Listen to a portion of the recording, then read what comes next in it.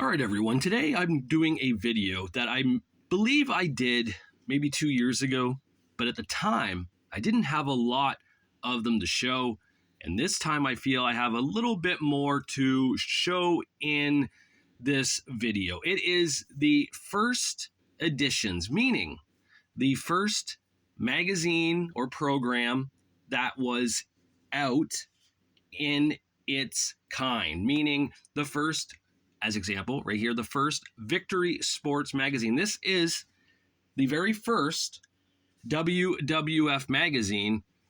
No matter what you want to call it, it is the first. It was called World Wrestling Federation's Victory at the time.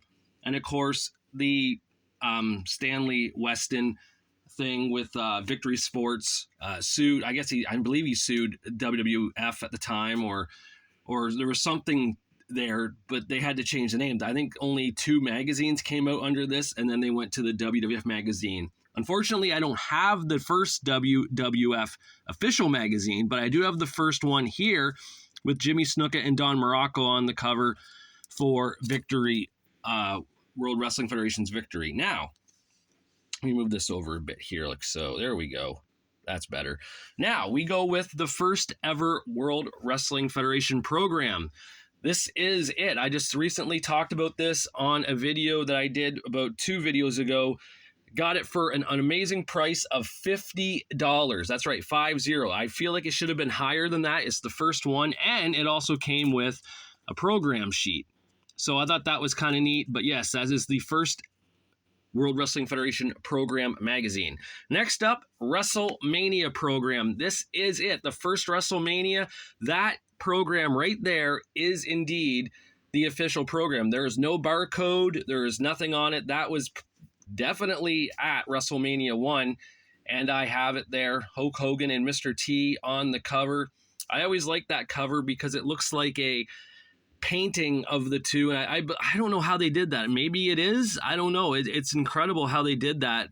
Clearly, it was taken from a real photo shoot, I would think, but yeah, that just looks so awesome. That's the WrestleMania 1 program. Next up, the first ever WWF Superstars magazine. This magazine would come out, I believe, around once a year, give or take, a month or so within that. And they would highlight what professional wrestlers and sports entertainers were huge at the time during that year before time frame. As you can see, Hogan on the cage here, Bundy's on the cover, and I believe that's Corporal Kirshner as well making the cover there. That's very unique. They must have had high hopes for the Corporal during this era. So this is clearly, from 86, maybe a little bit of early 87 photos and things in here. So again, it was very cool. It's a photo, like a big, like one side you get the photo of the wrestler, and then the other side is like an written article about them. It's very cool, very neat. They'd go on to do, I believe, 9 of these, or 8. Maybe 8. It's hard, I forget now, 8 or 9. But then they switched over to the WWF New Generation, which was still part of that that list of magazine. Then we have WWF Survivor Series. This was the first ever event. Now, this may or may not have been from the actual event, because when you bought a magazine, the January 88 magazine, I believe it was, with the $1 Million Man Ted DiBiase on the cover, it came with a Survivor Series 87 program. That's why this magazine is so easily available out there to get, because it was given pretty much out for free with the WWF magazine. But it's still cool to have. It was the first Survivor Series. One of my favorite Survivor Series too, actually. To this day, I don't know why. 87's always was one of my favorites, more so than any of the other ones in the earlier years. The World Wrestling Federation Wrestling Spotlight, Fall 1988, the premiere issue with the undisputed WWF champion Macho Man Randy Savage on the cover. These magazines, of course, would be a actual magazine on the wrestler that you see on the cover.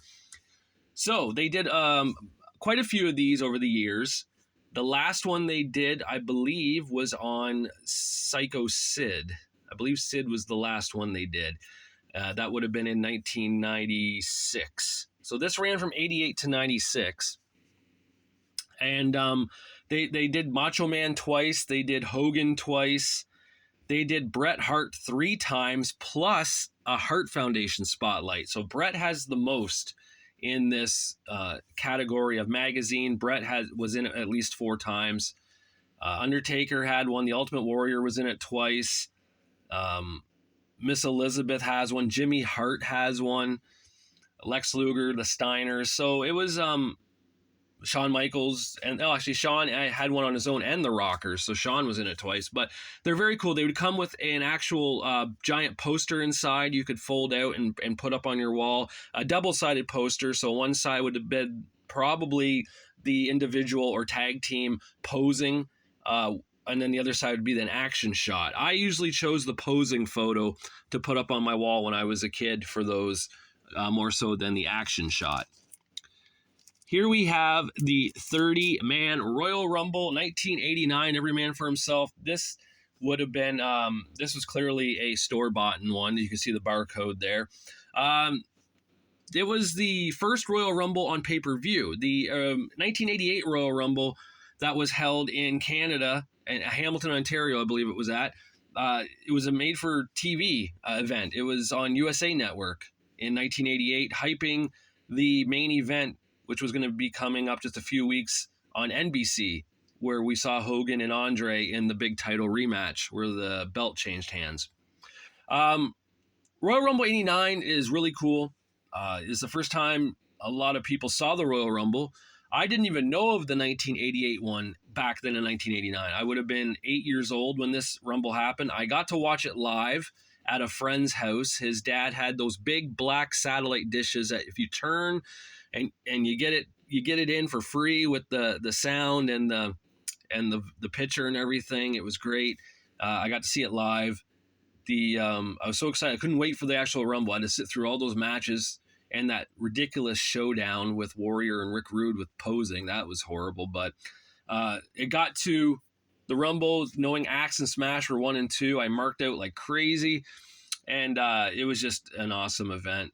The wrong man won that night. Nothing against Big John Studd, but it seemed if you go back and watch that Rumble, when Hogan got eliminated, that building deflated. It just sucked the energy right out of the event. Hogan should have won the first one, and that's the way it was. But I mean, I don't see why he didn't. I guess they wanted to get Big John Studd his flowers, but no.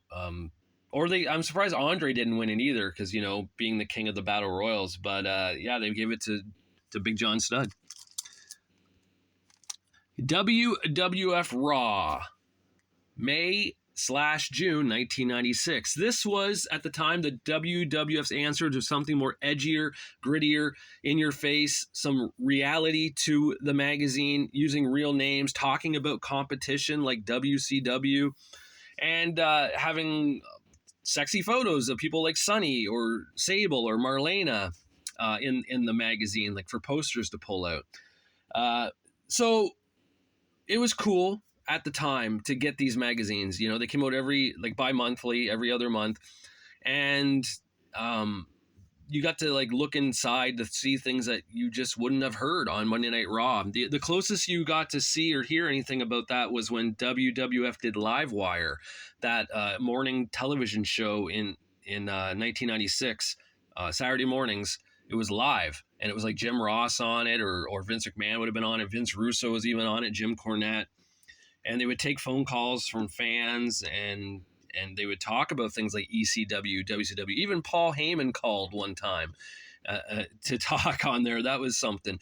But the Raw magazines gave you that look inside, almost like a forbidden door. Like, am I supposed to be reading this? Am I supposed to be hearing this? Like, oh my God, they said Diesel's going to WCW. Oh my God, they used his name, Kevin Nash. This is insane. So stuff like that was kind of unheard of at the time for being a wrestling fan and watching the World Wrestling Federation or reading the normal magazines.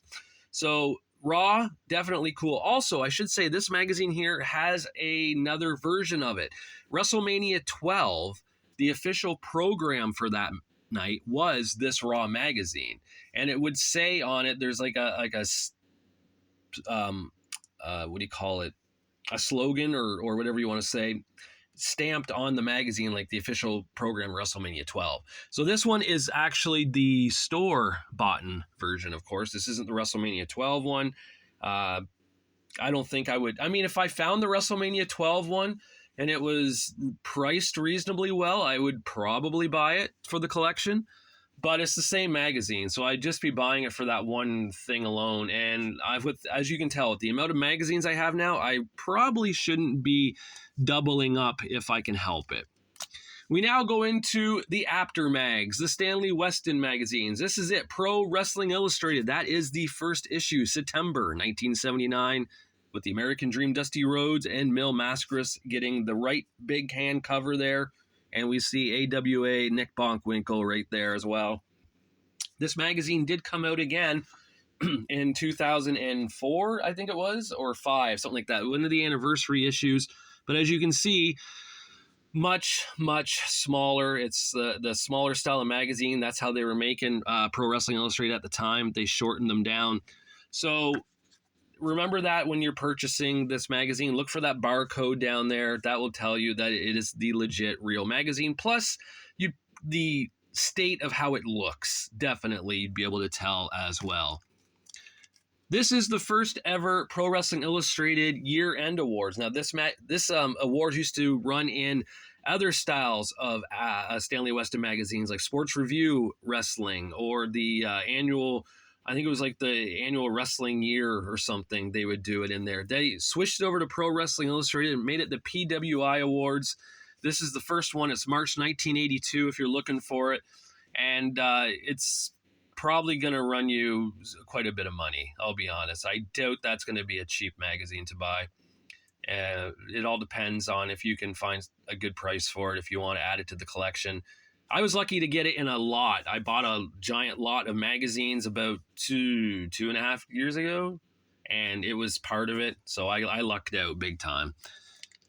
This is the Pro Wrestling Illustrated Annual, spring of 1983. So pretty much what this is, if you missed all the PWI magazines before, you're going to get the articles of some of them in this magazine. So they take the articles that they want to recycle, reuse again, throw them in here, put it out. So at least if you miss something from the older magazines, you'll get it in this one. I don't collect these styles of magazines. I think it's pointless for me personally, because if I got the articles already, I don't need them again. But I'll always have the first issues of them, because that is kind of important to have in the collection. Pro Wrestling Illustrated, the PWI 500. The first one happened in December 1991. It was a big deal back then. I couldn't believe it. I remember when I got this magazine and I was, like, what is the PWI 500? I opened it up and I had to turn the magazine, sideways, I believe. I think these ones were done that way. You had to turn them like a calendar look to read stuff. So pretty cool to see at the time. Victory Sports Wrestling. This is the first issue, fall 1984. This, again, taking old articles from The Wrestler, Inside Wrestling, Sports Review Wrestling, putting them in here in case you missed them before, and you get to read them here. Again, I only have like 2 issues. I got the first and second of this, so that is all I need for my collection.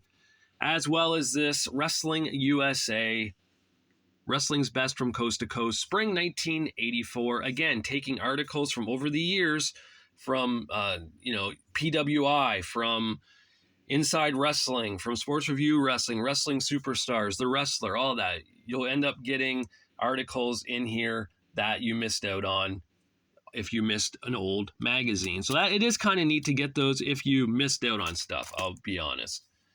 Wow, here we go. Wrestle America. Wrestle America came out in August 1992. This was the beginning stages of a new style of magazine. They stopped doing Sports Review Wrestling. Sports Review Wrestling was over with. They said no more of that for some reason. and they wanted to go with Wrestle America. So if you collect Sports Review Wrestling, you're going to get up to July 1992. For like a year or so, I was always looking up Sports Review Wrestling, August 92, September 92, October 92. Why am I not finding anything? I didn't think that Wrestle America took over where Sports Review Wrestling left off. I didn't find that out until I got this magazine, and I was like, oh, this, it even says in here, we're starting where Sports Review Wrestling left off. It's like, oh, okay, now I get it. Sports Review Wrestling would come back, though, in 1994 with a lesser version of its original self, just like 1 or 2 page articles, and it wasn't really the greatest, but I mean, as a teenager at the time, I buy it anyhow because I loved wrestling, so I wanted the magazines. Wrestling 83, winter 1983, we see Hulk Hogan, what's holding back the world's strongest athlete. Hulkster on the cover here. So at the time, he was going to be heading to the WWF. I don't really know if they talk about that in this magazine. This could still be talking about his AWA quest to be winning that world title. But Wrestling 83 would come out quarterly, meaning they did it seasonally, like winter, spring, summer, fall, and they would do that, and it was kind of neat. They had a lot of colored photos in these magazines. I think they were trying to probably compete with Main Event Wrestling because they were the only magazine out at the time, I think, that had all color as well, because these other magazines were pretty much just, black and white newspaper print. So this was kind of their version of that. Some of these magazines were cool. Some I didn't really care for. It all depends the stories in them, but yeah, they're all right, though. Wrestling 93 would change. 10 years after it was out, it became Rule Breaker. It was all about the bad guys. They wanted to change up the magazine. It's called The Magazine with a Bad Attitude. I guess they figured, maybe by this time frame, the bad guys seemed kind of cool. Let's kind of shift our focus to them, because this was also around the time, 1993, ECW starting, getting traction, and fans are starting to cheer the bad guy and boo the good guy. The fans on Monday Night Raw in 1993 really showed that when you hear some of the chants they give to some of the wrestlers and who they were cheering and booing. So the times they were changing, and they made this magazine a Rule Breaker style. Only lasted for 4 issues. Wrestling 92 only had 2 issues, and it stopped. There's no more. I guess they retired it at the time. They brought it back in 93, made it the Wrestling 93 Rule Breaker, did 4 magazines, and then wanted to change the magazine into call it Bad Guys. And to do that, they stopped Wrestling 93 altogether. They didn't do any Wrestling 94. They did an issue in Wrestle America. They started doing a magazine within a magazine. They had an issue called Wrestling Bad Guys with Sabu on the cover of the magazine inside the magazine. Because like I said, it was like a magazine within a magazine. And they talked about how Wrestling 93, there's no Wrestling 94. We're going to start a new magazine called Bad Guys. That lasted only like a few issues, and then it stopped, and they kind of went back to being a magazine within a magazine with Wrestle America. I guess maybe sales didn't work for it. I don't know. But that was the end. No more Wrestling 94, 95, 96. That was done, and no more Bad Guys. I don't have the first Bad Guys, unfortunately. But just like, by the way, looking back, I don't have the first SummerSlam program either. That's kind of pricey now with Hogan and Savage on the cover. After Hogan's death and everything. So I'm hoping that in time it will go down as usual, like things do, and I can finally pick it up. WCW's first magazine, November 1991, with El Gigante and Rick and Scott Steiner on the cover. Interesting cover to have for your premiere edition, but I guess they wanted to show how tall El Gigante is. I don't know. Steiners, of course, were over like Rover here in WCW, so it makes sense that they're on the cover. So this magazine, I believe, took off. I believe there was an NWA magazine that was out before this. I don't think it was in stores. I don't ever remember seeing it in stores, ever. I remember seeing this in the store because I actually owned this magazine when I was a kid. So I had this. But it was ran the same operation that Stanley Weston's magazines ran. So it was pretty much an aftermag. It was pretty much with the PWIs and the wrestlers and the inside wrestlings. Only it was all color, and it was like glossy kind of paper. That would change as time went on. They went to the black and white newsprint as well. I think in 1994 for their ending magazines. I think they ended like maybe August 94 or something. I'm not entirely too sure. But for a while they were done. There was no WCW magazine until March 1995 when this giant magazine came out. This is the issue 1, March 95, Hulk Hogan in the hot seat. So this was the new versions of the World Championship Wrestling magazines. And I do not care for these magazines really at all. I have, I think, 10 of them in my collection, and I just happen to have issue 1 as part of that. I think I have like the first, or maybe I have 11. I think I have the first 10 issues and then like issue 12. I think I'm missing like issue 11. But I keep them just because I don't know if I can bag and board them because of the size. I would need to find like a much larger bag and board to bag my WCW ones. And even so, I only have like 10 of them, so, or 11 of them. It's like, why would I want to waste money on getting like 50 bags or 50 boards just to do, you know, 1/4 of that? It just seems pointless. I'll probably just leave them loose and on a shelf. Same with this, the ECW, the official magazine, Taz, the premier issue, 100% hardcore wrestling. That's right, Taz. Of course, this is taken from the, what was those other magazines that wrote at the time? The WOW magazines. I mean, I don't know if you remember those. I think they're the same publishers and writers and such that did those, did the ECW magazines. ECW magazines were also bi-monthly. They came out only 6 times, and then that was the end. But I have the first 5 issues. I still need to get the issue of the video game Sabu on the cover, I believe it is. That's issue 6, the final issue. I don't have that one, but I got the first 5, and I'm okay with if I don't get the Sabu one. It is what it is. Maybe one day I will find it. I don't know, but I got this one. That's all that matters. Get the premier issue. It's all that matters, right? That's how I look at it. So there they are, the first issues of the magazines. If you're looking to start into collecting these, there's a good idea where to start at. If you want to start at number 1s and work your way to wherever you want to go. I don't know if some people just collect based on who's on the cover. Some people have to be completists and get everything from the beginning to the end. Some people just collect sporadically and get whatever they can at a good enough cheap price, and that's cool too. No matter how you collect them, it's cool how you do it because it's your collection. There's no right or wrong way to collect anything, including wrestling magazines.